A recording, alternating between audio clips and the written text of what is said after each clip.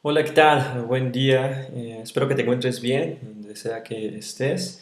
Mi nombre es Bruno Querín Mesa Cadena, seré tu profesor en esta asignatura, como puedes observar, Pedagogía Contemporánea, en el Instituto Mexicano de Psiconcología, la licenciatura en Psicología, obviamente en el plantel Tlalpan, Generación 21. Es un placer acompañarte durante esta sesión y bienvenida a esta tu casa IMPO, como también muchos lo conocen. Recordar los planteles con los que contamos, tenemos Tlalpan precisamente, tenemos Tláhuac y Montevideo. Eh, Debido a los desafortunados eventos que tuvimos hace unas semanas, precisamente el 19 de septiembre, estaremos cubriendo esa sesión vía internet para posteriormente tener las sesiones de forma normal, de forma presencial, por lo que te pido que estés atento a posibles publicaciones y obviamente dejaré mis datos, el correo donde me puedes encontrar y bienvenido.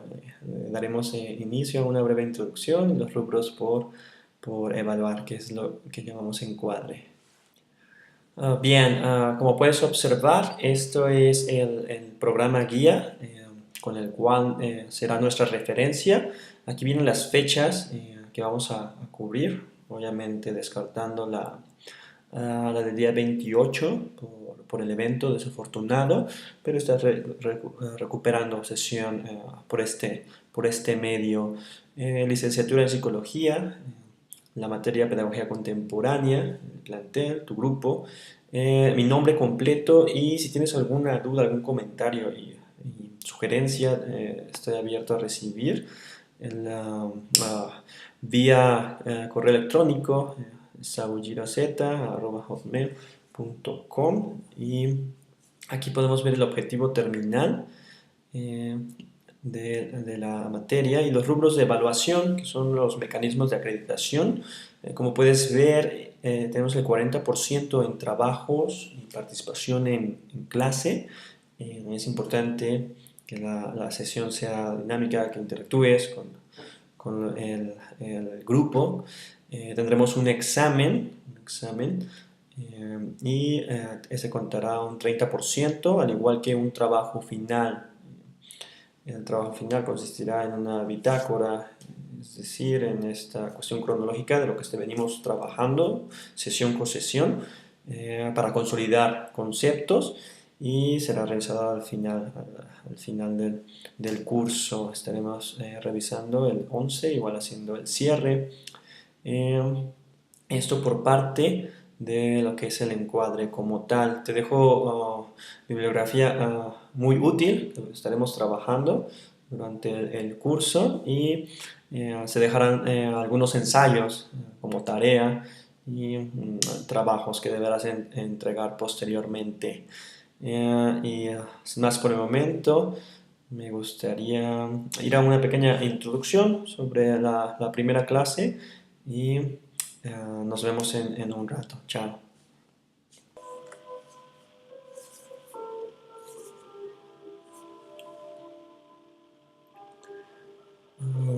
Bien, vamos a dar inicio a la sesión, esta breve introducción, un análisis breve sobre las principales aportaciones. No te preocupes, te voy a dejar la presentación completa y me gustaría que tomes nota ya que al final y como primer tarea deberás entregar una reflexión de este video, de lo que estamos abordando, de los temas que, que impacten, que muevan algo en tu persona y que podamos debatir en la siguiente clase. Comenzamos. Y comenzamos con el tema como tal, pedagogía contemporánea. Empezamos con esta breve introducción sobre lo que es la educación. Tenemos diferentes reflexiones. Como tal, la educación es uno de los factores que más influyen en el avance y el progreso de personas y sociedades.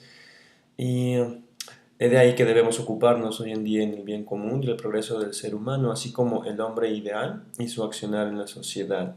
Siempre va a ser una cuestión de diálogo el hecho de educar a una sociedad, a una región, a un estado, y qué beneficios conlleva esto a corto y largo plazo, dependiendo las perspectivas.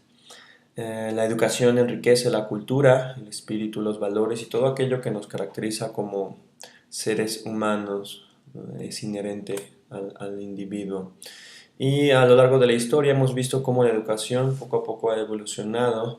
Esto no sería posible sin la pedagogía, la cual beneficia a todo individuo, modificando su conducta y a quienes se involucran en su formación. Recordar el rol del docente, el rol del alumno, todos los agentes inmersos en su formación, ya sea institucional, la parte formal, no formal, la informal como tal.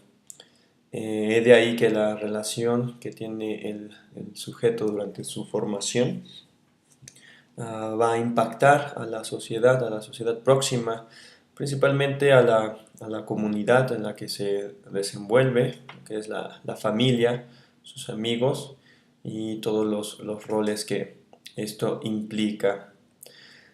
Partiendo de ahí, es indispensable el aperturar una teoría que ha alcanzado diferentes elaboraciones a través del tiempo y no es más que nada que estas posturas sistematizadas que se han desplegado y elaborando nociones o discursos para darle un sustento, una validez.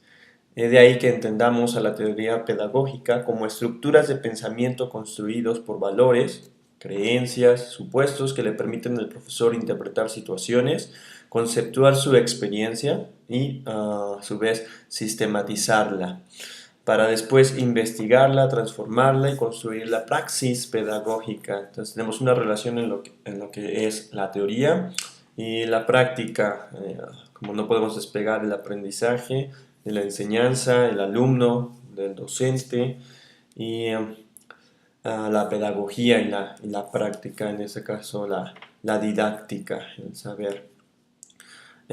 Todo eso contribuye a enriquecer la teoría y el discurso pedagógico, parafraseando un poco a lo que es Foucault.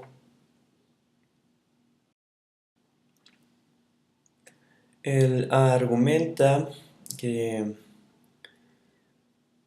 una sociedad no puede existir sin conocimientos, ideas filosóficas y opiniones cotidianas, así como las instituciones, las prácticas comerciales y policíacas, las costumbres, y todo esto se refiere a un saber implícito propio de esa comunidad, esa sociedad que es activa.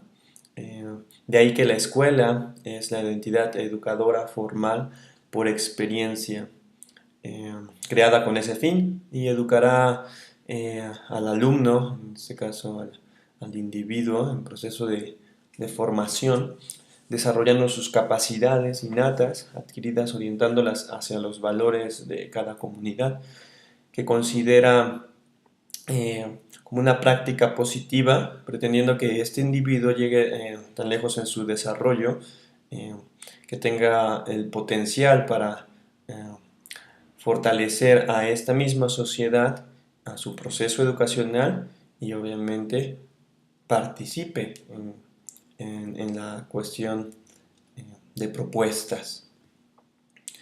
Bien, si bien la teoría pedagógica son todas estas estructuras de pensamiento construidas con base a valores, creencias y supuestos, todo esto va a permitir al profesor interpretar las situaciones, eh, comprender, dirigir y repensar para transformar acciones que contribuyan a los seres humanos, elevar sus niveles intelectuales y adquieran las herramientas para un futuro, eh, permitirles asumir su vida de forma responsable, consciente y libre.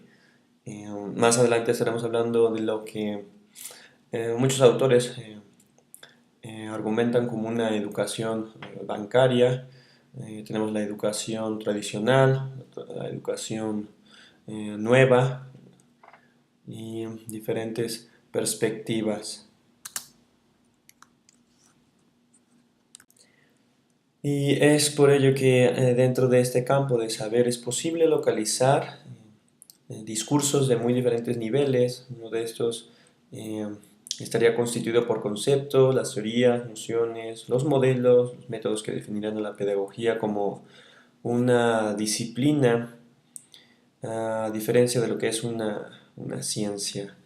Lo anterior conforma la práctica del saber, en donde es posible la formación de, de dicha disciplina o inclusive crear una ciencia. ¿Cuál sería la diferencia principal? Esta recae en que la ciencia posee un objeto de estudio definido, mientras que en la disciplina se hace referencia a materias u objetos concretos, pero solamente como un marco interpretativo, no como tal un objeto de estudio. Durante el curso estaremos analizando a detalle diferentes posturas. De ahí que demos un brinco, una conexión a lo que es la praxis meramente, y tenemos diferentes definiciones que entendemos a la práctica pedagógica como una categoría metodológica, estos pasos a seguir, mencionar los diferentes paradigmas que se han eh, modificado a través del tiempo, recordar el paradigma como un modelo de referencia que obviamente influye en las diferentes sociedades y que muchas veces lo apropiamos o lo legitimamos. Tenemos eventos en donde se relaciona la institución, el alumno y el maestro. No solamente tenemos la postura teórica, sin embargo hablaremos un poco de esta ejecución, darle validez a los argumentos y llevarlo a la praxis como tal. Situaciones en las que los conceptos como enseñanza y aprendizaje convergen y crean puntos de análisis complejos. No necesariamente el que aprende va a tener una consolidación de la estructura de lo que se pretendió obtener, adquirir por parte de un tutor, de una guía, y a su vez el que enseña no necesariamente tiene todas las habilidades o la capacidad de transmitir estos conocimientos. Y la pregunta aquí sería ¿para qué? ¿Para qué desplazar esos conocimientos de un lugar a otro? ¿Para qué transmitir? ¿Y cuáles serían las consecuencias o los beneficios que esto conlleva en la enseñanza y el aprendizaje? Tenemos que la enseñanza implica el desarrollo de técnicas que tienen como objetivo el pasaje de conocimientos, información, los valores y actitudes de un individuo a otro. Es un poco tradicional, ¿no? Tener esta imposición por parte del docente, eh, en donde se crea un canal, ¿no? Ya lo mencionamos antes con Paulo Freire, la educación bancaria, y es donde surgen diferentes procesos que están ligados al aprendizaje. El aprendizaje es donde adquirimos los conocimientos, esta información y los valores previamente eh, demostrados por el tutor, que posibilitan obviamente la capacidad del alumno mediante el estudio, la enseñanza, la experiencia y también la observación. Recuerda que la pedagogía es el arte de enseñar como tal, y es por eso que no podemos separar estos dos conceptos entre enseñanza y aprendizaje. Ya mencionamos anteriormente la cuestión de la didáctica, que se relaciona directamente con la praxis. Es todo esto que venimos mencionando. Autores, el autor más sobresaliente en esta cuestión, tenemos a Comenio, que fue el fundador de la didáctica, principalmente abocada a la educación, y él concebía que el nivel de dificultad de lo que se enseña al alumno debe ir al mando, quiero decir, de la mano, de acuerdo al nivel de desarrollo del mismo, es decir, sus diferentes etapas, cómo se va desarrollando el individuo. Él ponía énfasis en tres aspectos fundamentales, que era el proceder de dichas etapas, ir examinando lo aprendido personalmente, sin ceder a la autoridad de los adultos, una reflexión. Esto conllevaría al tercer estadio, que sería actuar en una autopraxis, en no ser tan dependiente. Todo eso recalcando que el desarrollo del estudiante o de cualquier persona debe ser mediante ejercicios y actividades que se hagan por interés y no por obligación. Esta cuestión de imposición que tenemos por parte principalmente del docente, del directivo, y que imposibilitan obviamente el desarrollo del, del alumno, lo, lo encasillan por llamarlo.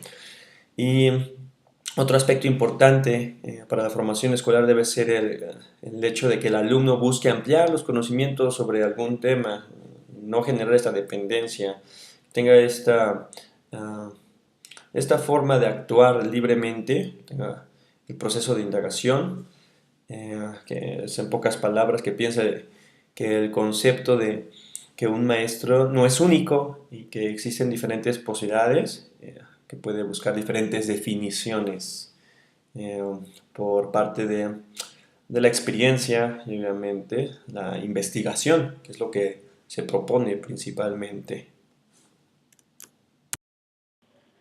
Esto llevaría, sin lugar a dudas, a un aprendizaje no tan dependiente, un aprendizaje significativo.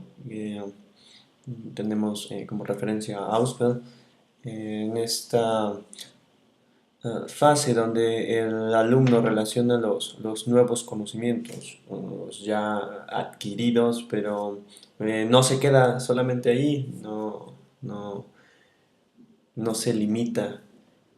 Es necesario que el alumno siga interesando por aprender, por lo que se está mostrando y cómo llevaría esto a la ejecución, cuáles serían las principales ventajas según este autor. Existe mayor retención de lo que es el conocimiento, lo que son los conceptos, lo que ya tengo consolidado. Eh, Esto me ayuda a facilitar que nuevos conocimientos los va a relacionar con anteriores, consolidar una estructura cognitiva eh, con nueva información, eh, no solamente que se pueda almacenar a corto plazo, sino a largo plazo, que sea más fácil, eh, que la gente, principalmente el sujeto en cuestión de formación, es el activo, eh, él tiene la libertad de relacionar nuevos conceptos adquiridos y obviamente cortejarlos con los, con los nuevos que están a su alcance. Eh, Podemos entender que no solamente recae en el individuo esta función activa, sino también en el docente que está preparando al alumno como tal, en cómo presenta la información hacia él y que en su formación eh, no se vea truncada, que los objetivos planteados al principio y su forma final eh, tengan una estructura consolidada, lo cual contrapone completamente a lo que ya mencionamos, sería una postura tradicionalista, siguiendo un método de enseñanza igual para todos, muy tradicionalista, como tal, de una manera directa y unidireccional, donde solo se memoriza y no se comprende lo que realmente está interactuando en el ambiente educativo. Tomando esta cuestión tradicionalista, y el rol del alumno como tal, ya lo mencionábamos, sería un agente pasivo meramente del proceso de enseñanza y aprendizaje que ya venimos mencionando, donde la práctica se vería limitada, no hay una asimilación, no hay un aprendizaje significativo y se basa puramente en la repetición y en la memorización de conceptos sin que haya esta indagación. Esto por parte del alumno, que queda limitado en su quehacer educativo. Por parte del profesor sería un agente autoritario, controlador del saber, que diseña y presenta situaciones de aprendizaje sin tomar en cuenta los intereses del alumnado, donde existe una rigidez en la disciplina, una exposición de un tema sin cuestionamientos, sin preguntas dirigidas a la autoridad, donde sería explicativo el hecho de recurrir a esta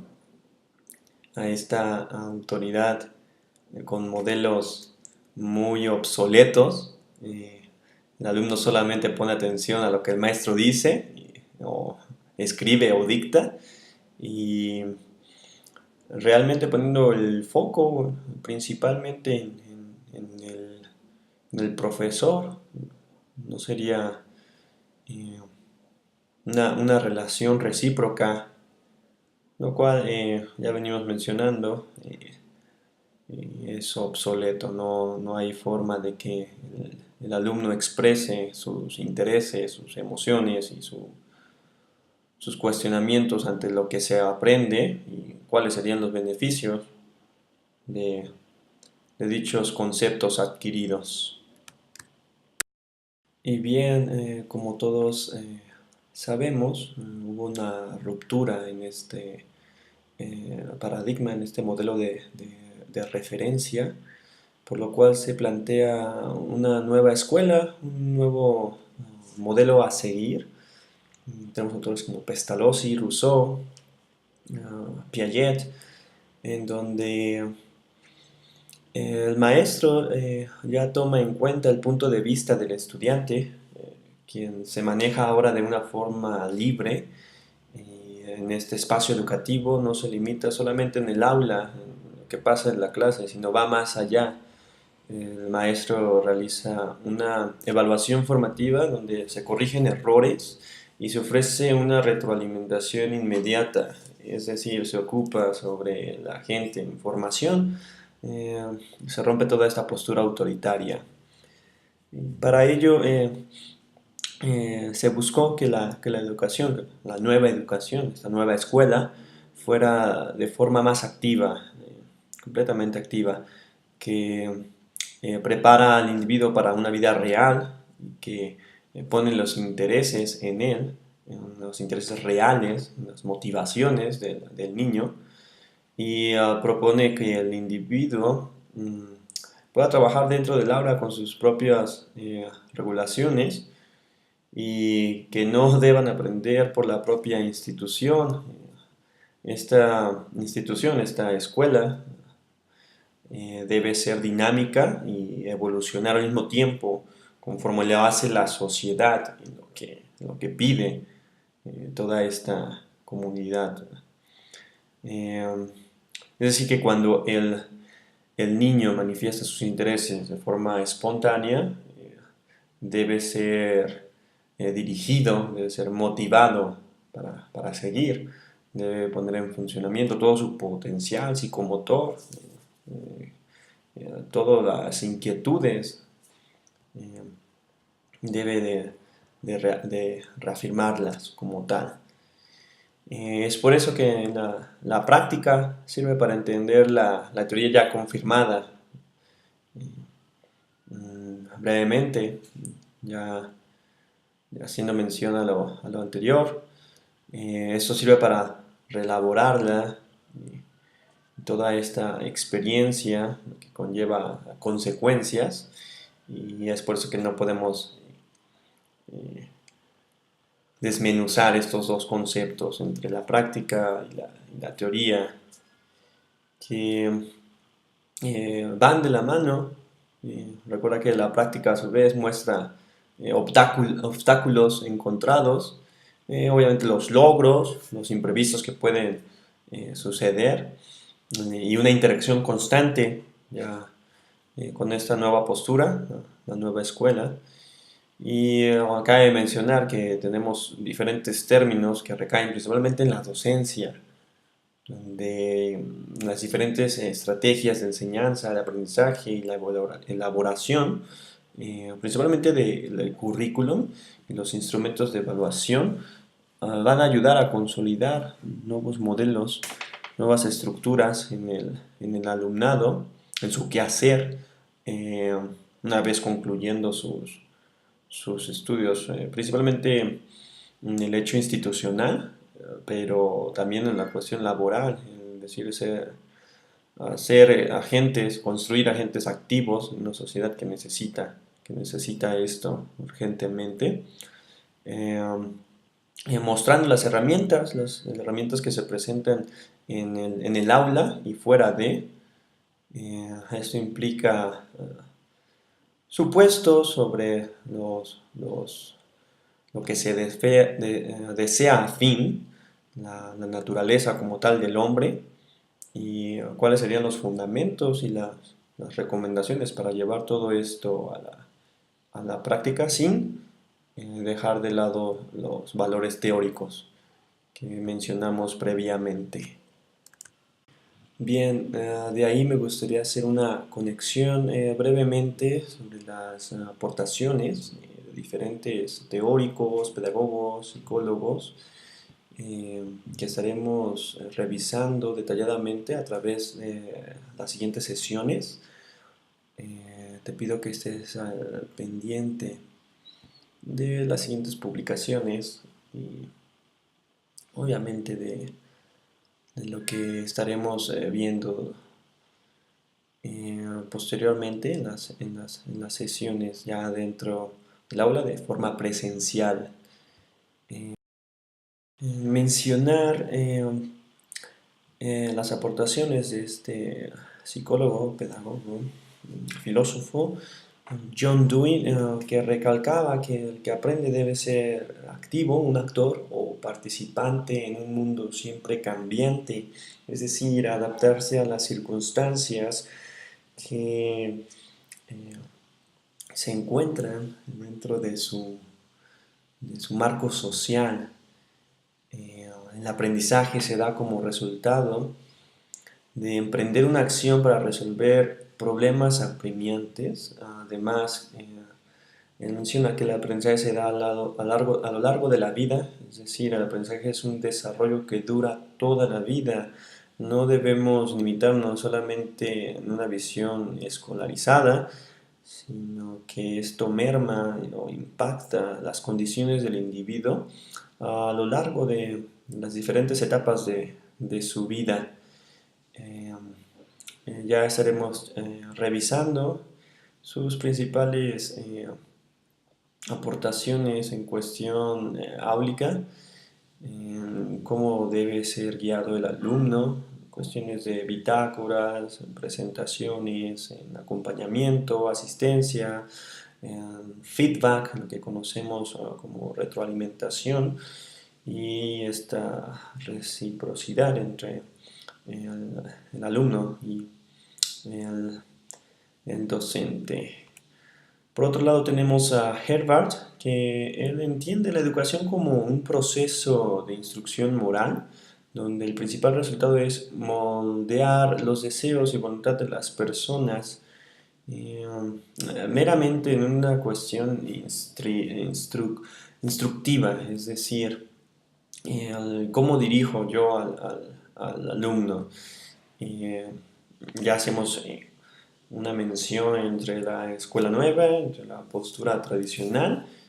Aquí recaemos en una autoridad, en dirigir con autoridad al niño, incitar al niño a actuar, es decir, que participe regulado con diferentes normas, las reglas que debe de seguir, pero también propiciar un espíritu de tranquilidad y serenidad eh, al llevarse a cabo este aprendizaje. Advertir y corregir. Ya estaremos uh, debatiendo los beneficios, consecuencias o todo lo que conlleva este modelo Herbart. Uh, Ligando un poquito la parte social, tenemos a Vygotsky, el cual no podemos dejar a un lado, que considera la educación formal eh, completamente a la escuela como una fuente de crecimiento del ser humano, ya que sin ella se introducen contenidos contextualizados, con sentido y orientados no a nivel actual del desarrollo de niños, sino a la zona de desarrollo próximo. Eh, es decir, el potencial del alumno, lo que puede alcanzar, y obviamente el que está arriba, en este caso, el tutor, la guía, el docente, y que puede crear estrategias para que se alcance un aprendizaje óptimo. Ya estaremos indagando a detalle, es la postura de Vygotsky. Pestalozzi, que mencionábamos anteriormente con esta cuestión de la nueva escuela, defendía la individualidad del niño y la necesidad de que los maestros fueran preparados para lograr un desarrollo integral del alumno más que para implantarles conocimientos, es decir, no solamente llenar cabezas con conceptos, memorizar y limitar al individuo en formación. Sus ideas ejercieron gran influencia en las escuelas del mundo occidental, principalmente, particularmente en el área de la preparación de los maestros. Es evidente, tenemos en la actualidad un debate, la profesionalización del docente, el por qué evaluar, es necesario evaluar. Sin embargo, ya estaremos eh, cuestionando estas posturas y que obviamente impactan lo que es el quehacer educativo, a la pedagogía como tal, al individuo en su praxis, en la práctica, en la cuestión teórica también, el crear nuevos métodos de evaluación, el hecho de asistir a la escuela como tal y eh, todo lo que impacta en los agentes sociales que ya venimos debatiendo. Por otro lado tenemos a Paulo Freire en una concepción bancaria puramente, en donde el sujeto de la educación es el educador, el cual conduce al educando en la memorización mecánica de los contenidos. Los educandos son así una especie de recipientes en los que se deposita el saber. Claramente lo vemos en la imagen, traté de buscar la imagen para hacer relación. En esta postura impositoria del docente o los directivos, en primer grado vemos un templete y obviamente la ubicación de los alumnos. El foco de atención obviamente recae sobre la autoridad. Y bien, a modo de conclusión, sabemos que la educación contribuye a lograr sociedades más justas, productivas y equitativas. Todo esto depende, obviamente, del margen de las políticas, del territorio, del pueblo, meramente, la sociedad que se está formando. Es un bien social que hace más libres a los seres humanos, pues todos tenemos este derecho, esto que es inherente, quiero decir, a la condición humana, el hecho de prepararse, de indagar, de transformarse. Por eso que la pedagogía afecta directa o indirectamente a todo agente social, transforma al individuo y construye nuevos paradigmas. Eh, eh, Mencionar brevemente que estaremos revisando durante el curso otras aportaciones, diferentes posturas, diferentes eventos históricos y los cambios que hubo a partir de ellos. Te pido por favor no te despegues de las redes sociales. Y con esto terminamos la primera sesión. Espero que te sea útil esta presentación y que si tienes alguna duda, no dudes en estar en contacto con la institución y principalmente con tu servidor, que ya estaremos en la segunda sesión de forma presencial.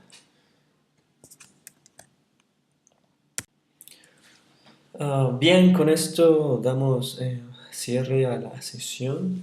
No olvides la tarea en cuestión, ya se había comentado, esta breve reflexión, la cual deberás entregar a mano, y nombre completo y tu generación.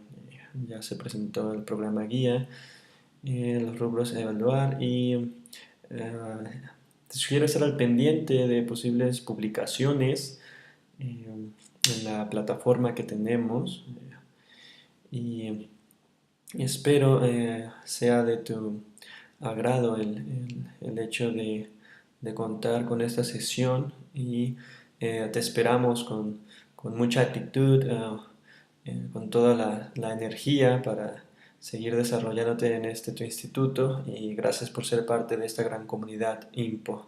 Hasta luego.